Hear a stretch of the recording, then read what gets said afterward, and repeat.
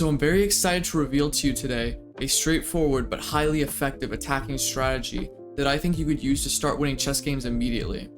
Now basically everything you need to know on how to conduct a successful chess attack will be in this video. It's going to be a step-by-step guide. So without wasting any more time, let's get right into the video. Alright guys, so it's really important that before you go for an attack in chess, you must evaluate the position and determine if you can even attack in the first place. Because, well, if we just go straight into an attack, that can easily backfire if we're not really paying attention to everything in the position. That sounds kind of obvious, right? A lot of people mess that up. But I'm going to tell you how to correctly evaluate a position. That's the first step of this guide. So, we can evaluate, well, we should evaluate three main things. Our pieces, our space, and our king's safety. And we can see that white has very nice centralized pieces here that are controlling a lot of lines, have like open scope, and in general, like my pieces here are actually pointing towards the enemy king, which kind of hints at me that there's future attacking perspectives on the king side. And when I was playing this game, I was getting really excited at this concept. And I also noticed that, well, my e4 and d4 pawns are nicely controlling a lot of space and restricting black's pieces, kind of pushing black back. And I can look also at my king's safety. I analyzed that my king's safety, well, was very good. I'm nicely protected by my pawns. There's no real immediate threats that black's posing towards my king. And then when I looked at my opponent's side of the board, this knight can't really go forward. This bishop doesn't really have scope. It's blocked in by this pawn. It's very awkward, kind of blocking the queen's vision as well. The rooks are decent. I mean, this rook on f8 is kind of terrible though. Let's be real. It's safe to say that black's only real good piece is this bishop on g7. And even that bishop, I mean, it's attacking a pawn, but that pawn's nicely protected. Now that we've evaluated this position is pretty good for white, I mean, white's much better, it's time to make a plan. And my plan in the game was, well, if black's only real good piece is this dark squared bishop on g7, a good plan might be to trade off my dark squared bishop for his dark squared bishop. Hear me out.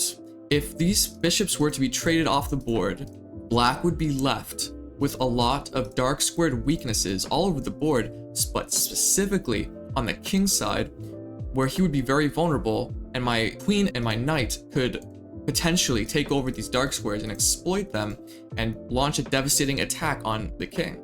Well, how do I go about that? Well, I start with bishop g5, nicely pressuring the queen, and he blocks with the bishop. In fact, this was probably his best move because pawn f6 would have been very weakening, and the only queen square is e8 because all these squares are taken. So he blocks, we trade. I'm one step closer to fulfilling my plan, which is to exploit these dark squares on the king side. Now my new plan is e5, knight g3, knight e4, knight f6. This knight maneuver, and then potentially my knight gets to f6 and my queen gets to h6. Well, that's going to be over. That's just going to be over. I'm going to be checkmated. So I start with knight g3, he plays knight c6, and boom, bishop a6. Now defending this d4 pawn that was attacked and attacking his rook on c8, he has to react to that. And now knight to e4. I got my knight to e4, and now no one is stopping knight to f6 or knight to d6. I have now fulfilled my plan of knight g3, knight e4, and now I'm ready to attack and potentially get my queen to h6. He plays queen to h4 to cover this h6 square. Now, I have an important point that I need to make about when you're actually executing an attack. Because a lot of people, when they're attacking, especially newer players, they over-fixate on checkmate. Not every attack has to end in checkmate. You can actually end an attack with winning a lot of material, like a whole piece. And here, I have the opportunity to play knight f6 check, king g7, only good move, and bishop takes d7. And after rook takes, you notice that the knight on c6 has lost its defender, and now I can play rook takes c6, and I have won a whole knight. I have not truly checkmated my opponent. My opponent's king isn't really under immediate danger, but I have won a whole piece, and that I can consider that a successful attack. Now, it takes a few more moves for me to win this game. He didn't make it easy for me, but I was able to consolidate and ultimately actually exploit the weakness of his king by playing queen to f6 check, forcing his king on the edge of the board, and then rook c4, rook h4 checkmate. Okay, so just to recap that example, we started off with evaluating that my pieces were very nice. I had nice control of the center. I had a lot of strengths going for me in this position and lack of weaknesses. And my king was very safe. And then we also identified the passivity of black's position, saying that, well, this is a good opportunity to attack. There's a good opportunity, there's a good chance that we could get a good attack in this position. And then the plan carried out by that logic was bishop g5, trading off these bishops and getting my knight into the position. So we identified the target, the weaknesses of black's position, so then that kind of enabled us the thought process of creating a plan. We took our strengths and black's weaknesses, and we logically thought of a plan to get my knight into f6. And then I won a piece, and then quickly the game, you know, this part isn't as relevant because this is just the technical part. Now let's get into the next example of this three-step process: evaluate, plan, and execute. All right, so like before I talk about this position, I just wanted to like quickly apologize for the camera shaking in like the last clip. That was just like because I was like pushing the desk a lot. I hope it wasn't too distracting, but honestly, I couldn't be asked to re-record that. So let's just get into this position, guys. So I was playing in this tournament. This was from an over the board game actually earlier this year, and I had the black pieces. It was a Sicilian, and black makes the mistake here of actually trading the bishops. He trades his bishops for my knights. I mean, terrible decision. This guy's a terrible player. Not really, but I think he was trying to lure my king into the center, but this is gonna backfire. So let's use the principles we used in the last example. So when you're evaluating your position, you want to be thinking about space, king safety, and piece activity, piece quality.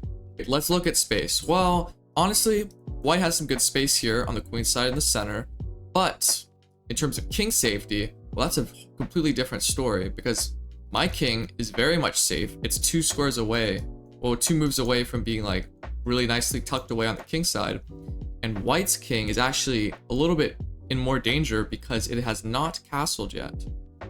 And actually, black's pieces are much better than white's pieces, and there's actually material imbalance in this position. Black has 2 bishops for a rook, and my bishops kind of have a lot of future prospects of getting active on these open diagonals, pressuring the pawns, attacking the king. Maybe if I get bishop a6, his king will be left in the center.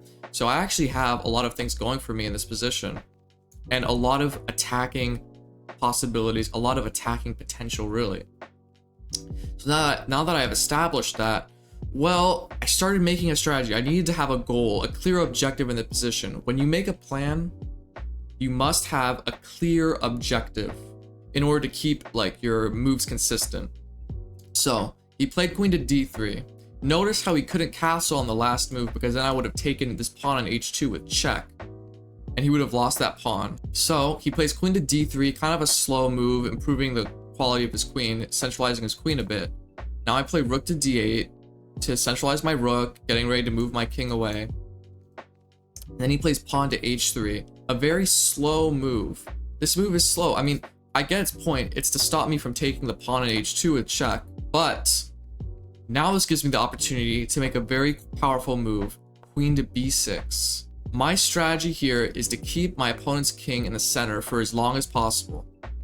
And now if he were to castle, I would play bishop to a6, and after pawn to c4, trying to block this attack, I could play queen takes b4. So he can't really castle right now. So he plays pawn to a3, seeing that the b4 pawn needs to be defended, so then once I play bishop to a6, he can play c4 blocking the attack. However, I could still play bishop to a6. He actually did not prevent that move at all, because now that once he plays c4, I have a very powerful strike in the center, pawn to d5, further preventing my opponent from castling, keeping the king in the center of the board, because if he were to castle, I would have bishop takes c4, skewering the queen to the rook, and I would be winning material. So he couldn't do that. He traded once, I took back. Every single move I'm making is kind of making a threat, I'm moving with tempo. I'm making very forcing moves, putting a lot of pressure on him, making him react. When you're executing a plan, you need to treat each tempo with a lot of value. You need to like treat it like gold. Each move you have needs to make impact. It needs to sort of ramp up the pressure. It needs to make your opponent think and make him react, because if I were to slow down in this position and make a slow move, if I were to play like h6, well then he could consolidate, he could probably castle, and it would still be bad for him, but you know, he would be out of the woods a bit. So each move you need to have some like urgency with your moves. Now he takes my pawn on the edge of the board, and I'm not really scared of this move. I did not care at all about that pawn because I knew this pawn had nothing to do with the actual position. Now what I did notice is that this pawn is kind of hanging, and then once he takes that pawn, there might be some checks. He might be trying to check me right now. But an important thing to remember when you're attacking is always look out for your opponent's counterplay. Always look out for potential complications that your opponent might be trying to make. And if you see any like annoying moves that your opponent might have, it's actually really valuable to like prevent that. Just eliminate your opponent's counterplay so that you don't have that headache. And I didn't want to deal with any complications of queen takes g7, and in this position I played bishop to e5. This move fulfills two purposes. It's a multi-purpose move. It defends g7 and also attacks this rook in the center. So it's a very nice sophisticated move. And furthermore, if he were to give me this check on h4, I would have bishop to e5, or bishop f6 rather, because I would be hitting his queen, blocking the check, and also attacking this rook. This would force him to lose material. So instead, he moves his rook out of danger, but now I have bishop takes c4, physically preventing my opponent from castling, and it's just going to be checkmate in a few moves. Rook to a8, attacking that pawn on a3, taking the pawn. Now my new plan is to bring the rook to a2, involving the rook into the game to deliver checkmate.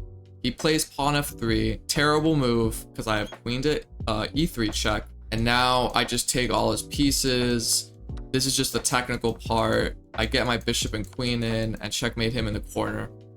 Look, if there's three things that you're going to take away from this video, the first one should be to evaluate your position to determine if you can actually attack, evaluate your strengths and weaknesses and your opponent's weaknesses, then combining your strengths with your opponent's weaknesses, make a concise plan with a clear and concrete objective. And then the third thing you should remember is when you're actually executing that attack, to be mindful of the whole position and to be ready to be flexible or change your outcome or change your plan.